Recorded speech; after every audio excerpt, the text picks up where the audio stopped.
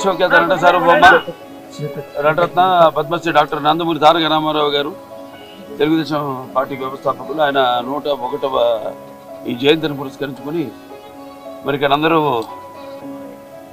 కుటుంబ సభ్యులైతేనేమి పార్టీ కార్యకర్తలు అందరూ కూడా ఆయనకి ఘన నివాళులు అర్పించడానికి ఎన్టీఆర్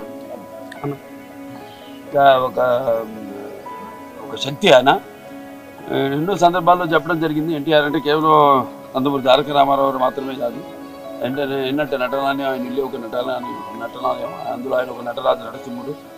టీ అంటే తారామండలం తారక ధ్రువ తారకుడు. ఆర్ అంటే రాజర్షి రారాజు రాజకీయ దురంధర యుగంధరుడు, రమణీయ రమ్య కమనీయ సౌమ్య గుణధాముడు.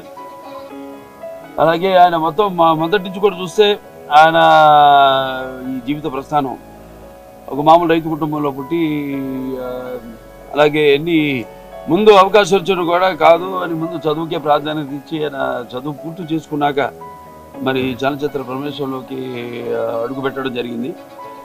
అదే ఇక ఆయన చలనచిత్ర రంగంలో ఆయన ప్రస్థానం గురించి వేరే చెప్పనవసరం లేదు. ఎన్టీఆర్ అంటే ఒక నటనకు నిర్వచనం, ఎన్టీఆర్ అంటే ఒక నవరసాలకు ఒక అలంకారం, ఎన్టీఆర్ అంటే నటనకు ఒక విశ్వవిద్యాలయం.